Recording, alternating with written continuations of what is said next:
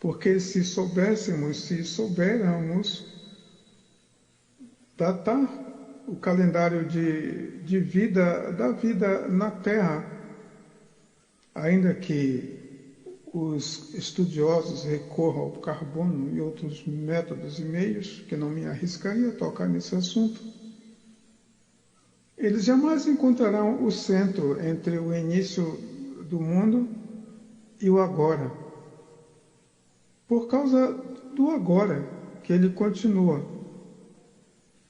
E não se sabe com que velocidade. Na Terra se mede por 500 e poucos quilômetros por hora no Equador, na proximidade dele. Essa seria a velocidade do tempo por causa do dia de 24 horas. Mas fora disto, jamais o homem saberia onde está a metade do tempo entre o início da Terra e agora. Só Jesus Cristo é o ponto central de tudo.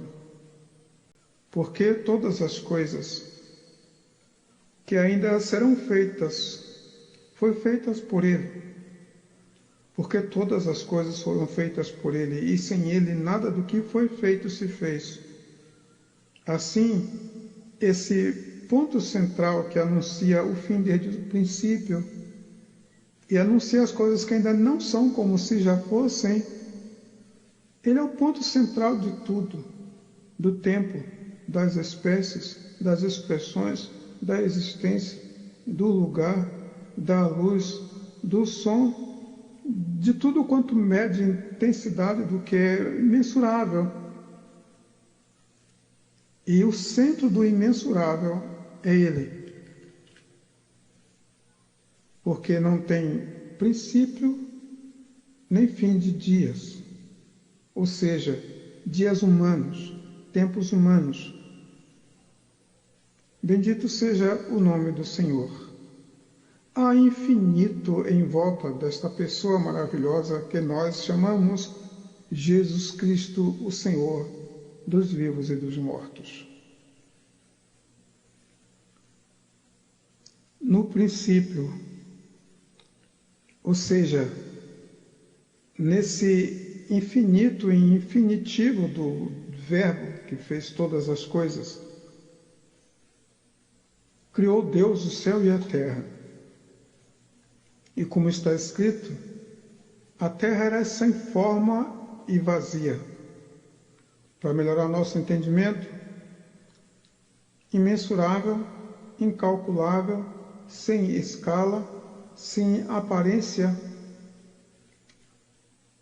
e sem elementos que pudesse narrar por cognição intelectual. Criou o céu e a terra e colocou um firmamento, pôs um firmamento, edificou um firmamento, manifestou um firmamento, para que em relação ao firmamento houvesse em cima, embaixo, direita, esquerda, entrar, sair, forte, fraco, para cima e para baixo, para a direita e para a esquerda. Em relação ao firmamento que Deus colocou no meio do mundo, no meio do tempo, no meio do espaço, no meio da concepção, no meio da vida, no meio de tudo quanto existe e no centro de tudo quanto porventura virá a existir para suas criaturas, porque Ele está lá. Sempre haverá muito de se conhecer de Deus. Quer rebusquemos o que nós chamamos passado e quer futuro. Jesus Cristo. Há um infinito em volta dele, para frente e para trás, progressivo e regressivo. Em mensagem progressiva e regressiva, imagem progressiva e regressiva, linguagem progressiva e regressiva. Sempre fiquei admirado com a oração que Jesus Cristo fez, que está registrada em João 17. E mais maravilhado ainda como deu a João a capacidade de lembrar daquelas palavras tão preciosas, cada uma colocada no seu lugar,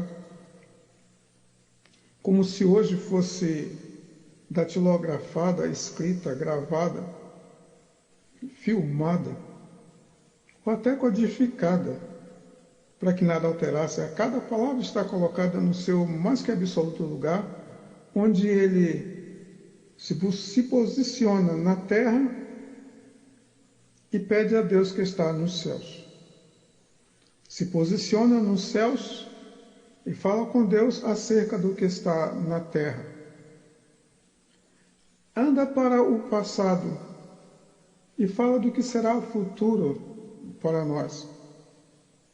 Posiciona-se no futuro e fala para o que vai nos acontecer como acontecido. Por isso ele disse: não há outro Deus como eu, que anuncia o fim desde o princípio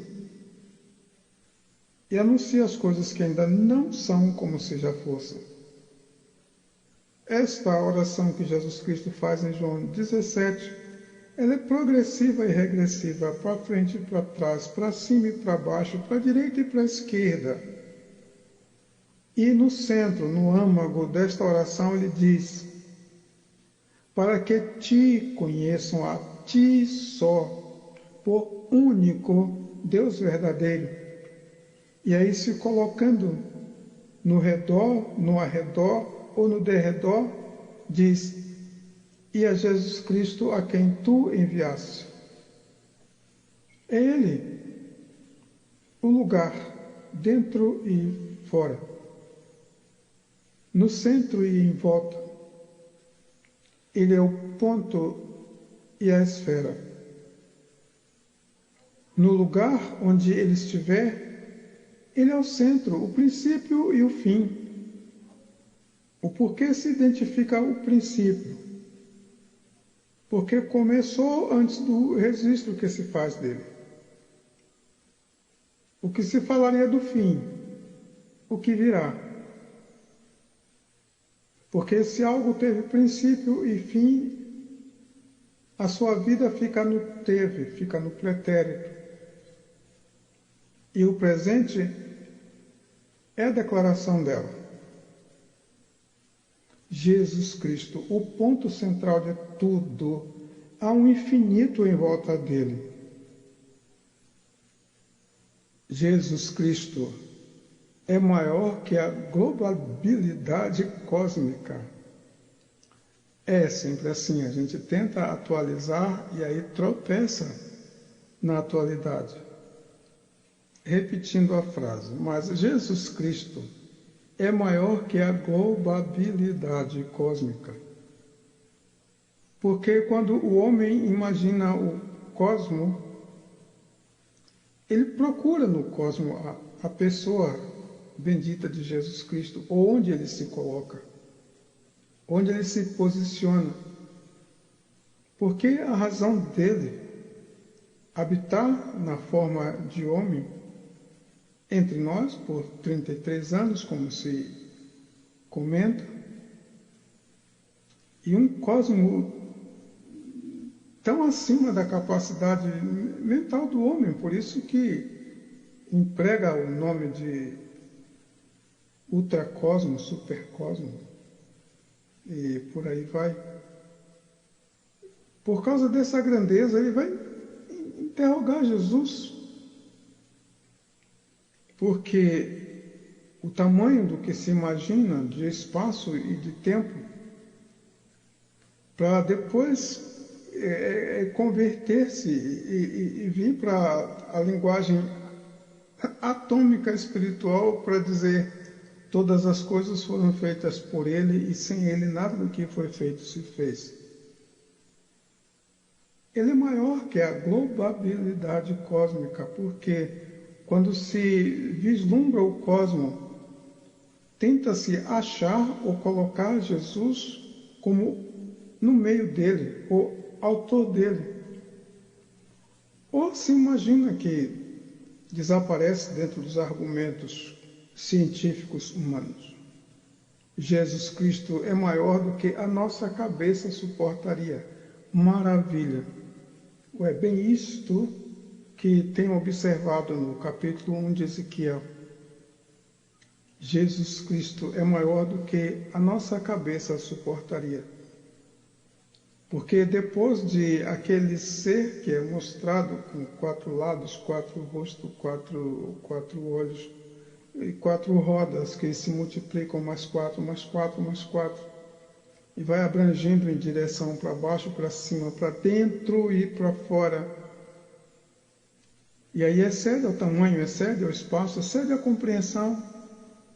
É só para mostrar que precisamos crescer até a estatura de Cristo, adquirir a mente de Cristo, para suportarmos o aniquilamento da sua grandeza até a forma de homem. E ressurreto ou ressuscitado nele, ou levantados por ele dessa nossa morte, podemos dobrar os joelhos, juntamente com todos os joelhos do universo, e dizer: Jesus Cristo é o Senhor, para a glória de Deus Pai. Jesus Cristo é maior do que a nossa cabeça suportaria. Por isso se fez carne e habitou entre nós Emanuel, um pouco menor que os anjos, mas coroado de glória.